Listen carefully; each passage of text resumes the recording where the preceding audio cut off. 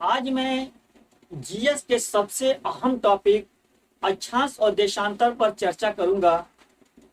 जैसा कि आप जानते हैं, अक्षांश और देशांतर जीएस का मोस्ट इम्पॉर्टेंट टॉपिक है और यहाँ से अक्सर किसी न किसी एग्जाम में क्वेश्चंस देखने को मिलते हैं।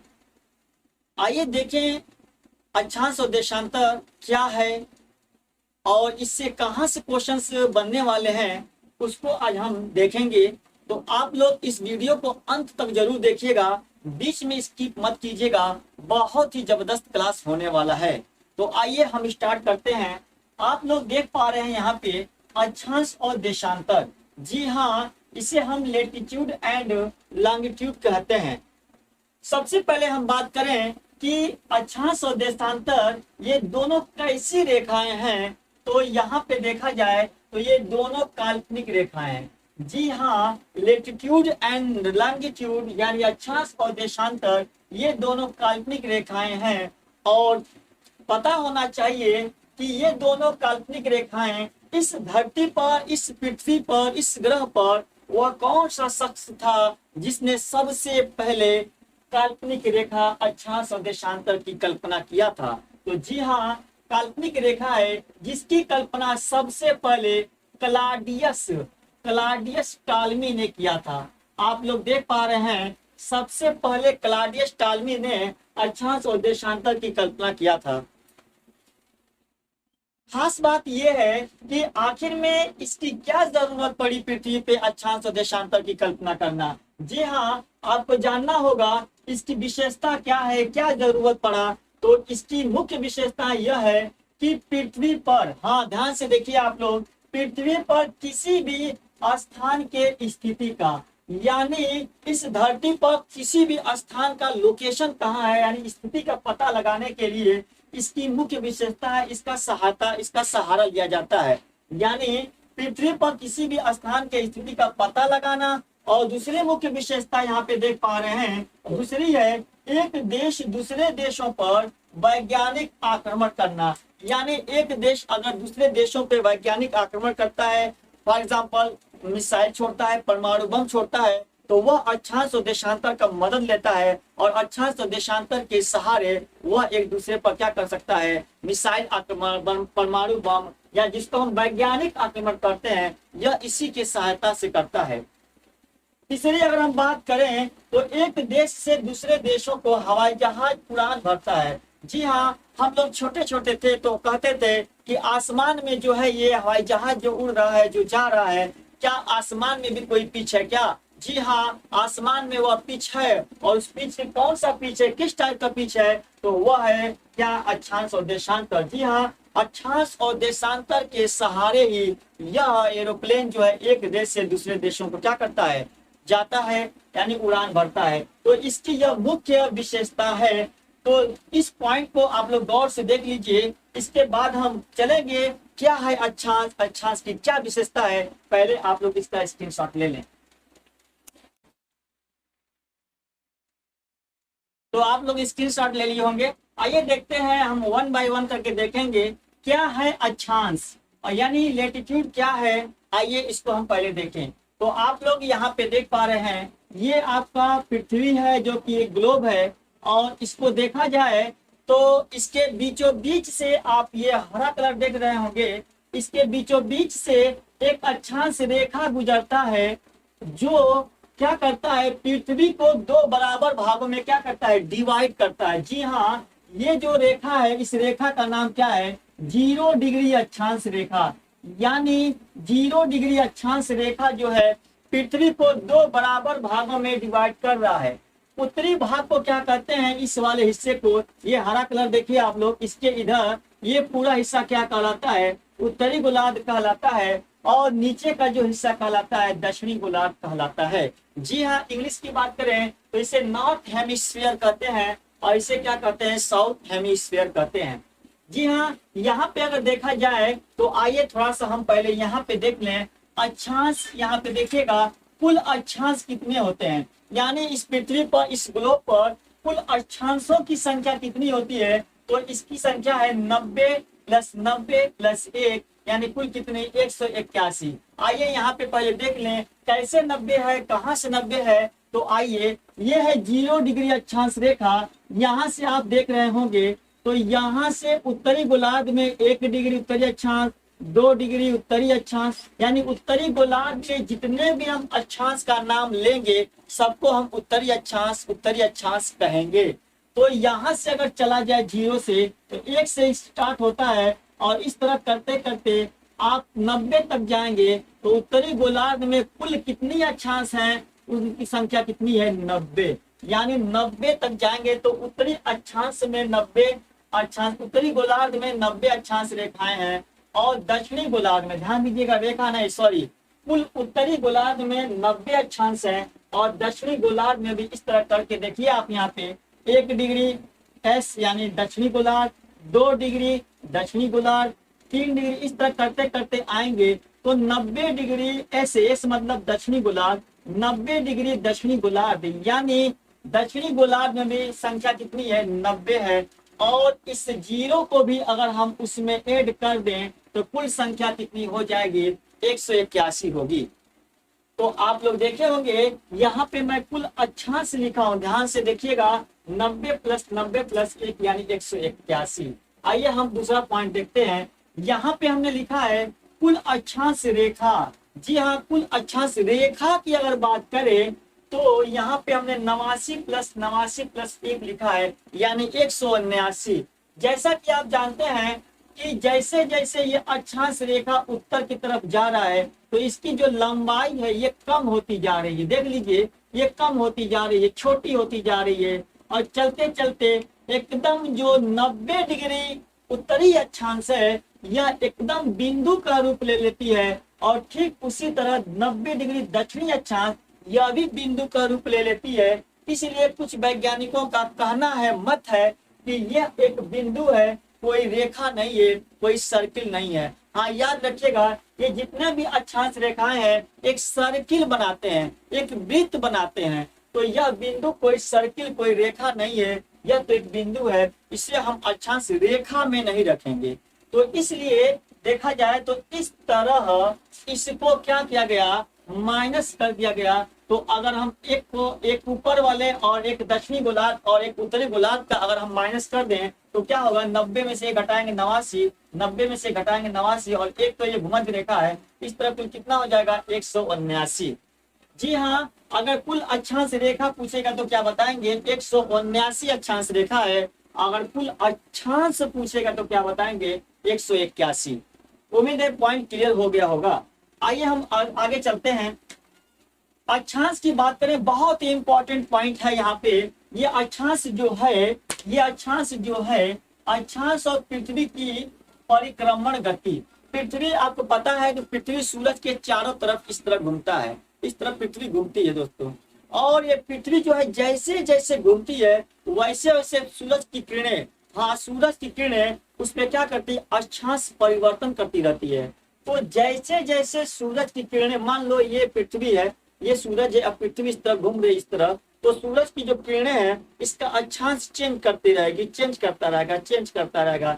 इसलिए हमने यहाँ पॉइंट लिखा है कि अक्षांश रेखा, हाँ अक्षांश रेखा और पृथ्वी की परिक्रमण गति पृथ्वी पर ऋतु परिवर्तन के लिए जिम्मेदार है। बहुत इंपॉर्टेंट पॉइंट है, आप यहाँ पे 3 स्टार बना लीजिए कि पृथ्वी पर ऋतु परिवर्तन के लिए कितने कारक जिम्मेदार हैं, तो 2 कारक जिम्मेदार हैं। पहला कारक है अक्षांश रेखा और दूसरा कारक क्या है, पृथ्वी की परिक्रमण गति। ये दोनों कारक जो है पृथ्वी पर ऋतु परिवर्तन के लिए जिम्मेदार हैं। इसको हम आगे बताएंगे कैसे पृथ्वी पर ऋतु परिवर्तन होता है।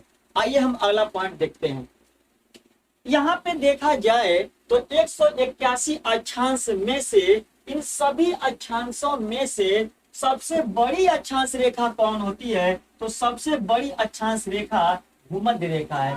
जी हाँ, भूमध्य रेखा, जैसा कि आप जानते हैं इस 0 डिग्री अक्षांश रेखा को क्या कहते हैं, इसे हम भूमध्य रेखा कहते हैं, इसे हम भूमध्य रेखा कहते हैं। 0 डिग्री अक्षांश रेखा को हम भूमध्य रेखा कहते हैं। इतना ही नहीं, इसे हम विषुवत रेखा भी कहते हैं। आप नोट कर लीजिएगा। इसे हम विषुवत रेखा भी कहते हैं, और इंग्लिश की बात की जाए तो इसे हम इक्वेटर भी कहते हैं। क्या कहते हैं? इक्वेटर भी कहते हैं। इसे हम इक्वेटर भी कहते हैं यहाँ पे।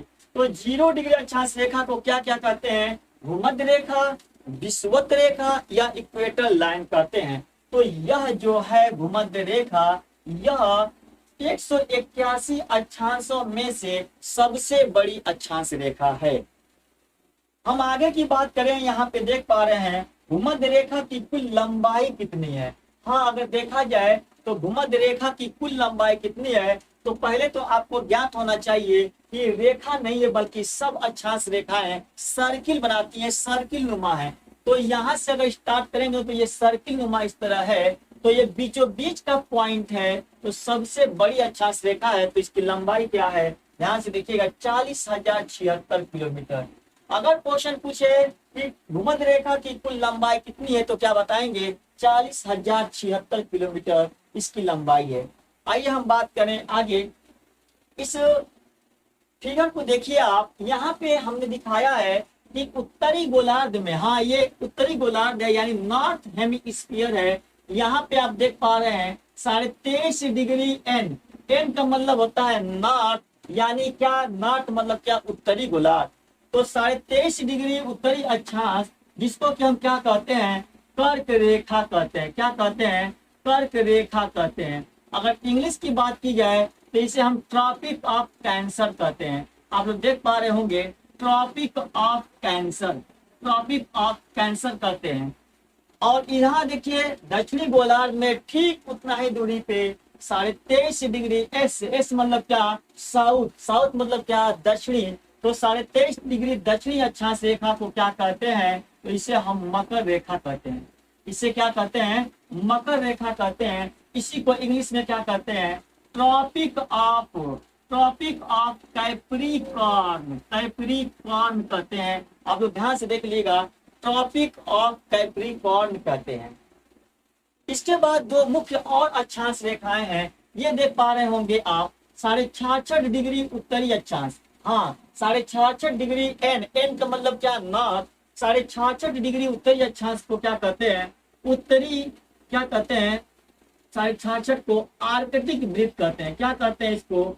आर्कटिक वृत्त कहते हैं, आर्कटिक वृत्त कहते हैं। इंग्लिश की बात करें तो इसे आर्कटिक सर्किल कहते हैं। क्या कहते हैं? आर्कटिक सर्किल कहते हैं। ठीक उसी तरह दक्षिणी गोलार्ध में देखा जाए तो यहाँ पे आप देख पा रहे हैं 23.5 डिग्री एस, यानी 23.5 डिग्री दक्षिणी अक्षांश रेखा को क्या कहते हैं? तो अंटार्कटिक कहते हैं, अंटार्कटिक वृत्त कहते हैं। यहाँ पे ध्यान से देखिएगा, अंटार्कटिक वृत्त, यह है आर्कटिक वृत्त और ये क्या है? अंटार्कटिक वृत्त, जिसको कि हम इंग्लिश में क्या कहेंगे? अंटार्कटिक सर्किल कहेंगे। और सबसे उत्तर में देखा जाए 90 डिग्री एन, इसको क्या कहते हैं? तो इसको हम उत्तरी ध्रुव कहते हैं। क्या कहते हैं? इसे उत्तरी ध्रुव कहते हैं। और इसको क्या कहते हैं? दक्षिणी ध्रुव कहते हैं। इसे क्या कहते हैं? दक्षिणी ध्रुव कहते हैं। तो यहाँ पे कुछ पॉइंट आपने देखा, आप इसका सबसे पहले स्क्रीनशॉट ले लें, तो फिर हम आगे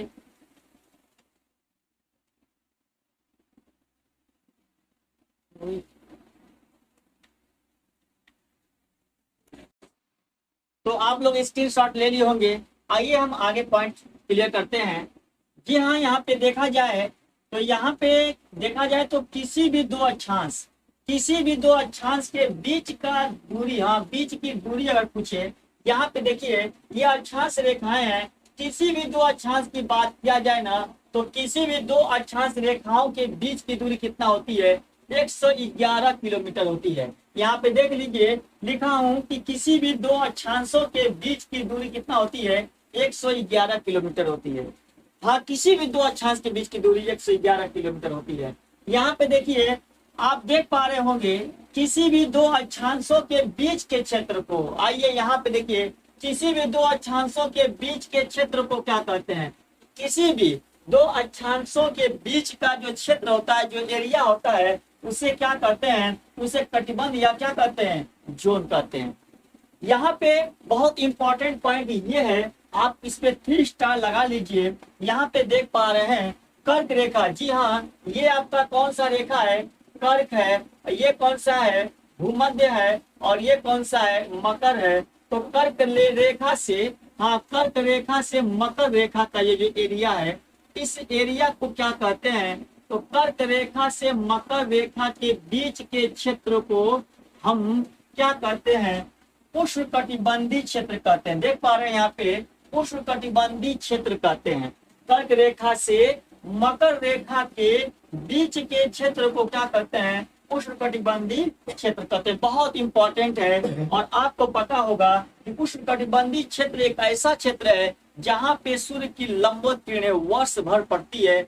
इसी वजह से इस क्षेत्र में वर्षा जो होता है वर्ष भर होता रहता है। और इस क्षेत्र में जो वन पाए जाते हैं उन्हें हम क्या कहते हैं? उन्हें सदाबहार वन कहते हैं। क्या कहते हैं? सदाबहार वन कहते हैं। यानी सदाबहार वन किन क्षेत्रों में पाया जाता है पृथ्वी के? तो उष्णकटिबंधीय क्षेत्रों में कौन सी वन पाई जाती है? तो सदाबहार वन पाई जाती है। यहाँ पे आप लोग देख पा रहे हैं, उष्ण मतलब क्या होता है? गर्मी। उष्ण मतलब क्या होगा? गर्मी। तो कटिबंध मतलब एरिया, आपको पता ही है। तो गर्मी वाला एरिया जहाँ पे वर्ष भर वर्षा होता है, जाहिर सी बात है कि भाई जिस एरिया में वर्षा ज्यादा होगा वहां पे हरे भरे पौधे रहेंगे, हरे भरे वृक्ष रहेंगे। इसीलिए इस एरिया में, इस कटिबंध में पाए जाने वाले वन को क्या कहते हैं? सदाबहार वन कहते हैं। उम्मीद है पॉइंट क्लियर हो गया होगा। यहाँ पे अगर हम देखा जाए तो आपने अभी कर्क रेखा देखा। जी हाँ, कर्क रेखा की बात करें तो कर्क रेखा विश्व के कितने देशों से होकर गुजरता है? ये है कर्क रेखा जो कि यहाँ पे मैं दिखाया हूँ। कर्क रेखा विश्व के 18 देशों से होकर गुजरता है। कितना? 18 देशों से होकर गुजरता है। भूमध्य रेखा की बात करें तो यह 13 देशों से होकर गुजरता है। और मकर रेखा कुल विश्व के 10 देशों से होकर गुजरता है। देख पा रहे होंगे, कर्क रेखा 18 देशों से, भूमध्य रेखा 13 देशों से और मकर रेखा 10 देशों से होकर गुजरता है। खास बात यह है, कर्क रेखा और मकर रेखा जो यहाँ पे बहुत इंपॉर्टेंट पॉइंट ये है कि जब ये तीनों अक्षांश रेखाएं पृथ्वी से होकर गुजरती हैं तो बीच में एक महाद्वीप पड़ता है। और वह महाद्वीप कौन सा है? कौन सा महाद्वीप है? तो अफ्रीका महाद्वीप। हाँ, यहाँ पे देख लीजिए, ये तीनों अक्षांश रेखाएं अफ्रीका महाद्वीप से होकर गुजरती हैं। अफ्रीका महाद्वीप देख पा रहे होंगे, मैं यहाँ पे दिखा रहा हूँ। अफ्रीका महाद्वीप से होकर गुजरती है। यानी अक्सर क्वेश्चन देखने को मिलता है कि कौन कौन सी अक्षांश रेखाएं, या इस तरह क्वेश्चन बनता है कि कर्क रेखा, भूमध्य रेखा और मकर रेखा निम्नलिखित में से किस महाद्वीप से होकर गुजरती हैं? तो ये तीनों अक्षांश रेखाएं अफ्रीका महाद्वीप से होकर गुजरती हैं। तो यहाँ पे आप लोगों ने देखा, ये था कर्क रेखा के बारे में कुछ महत्वपूर्ण बातें। उम्मीद है पॉइंट क्लियर हो गया होगा। तो हम मिलेंगे फिर अगले वीडियो में, जिसका नाम होगा देशांतर। क्या? देशांतर। तो आइए पहले इसका आप स्क्रीनशॉट ले लें।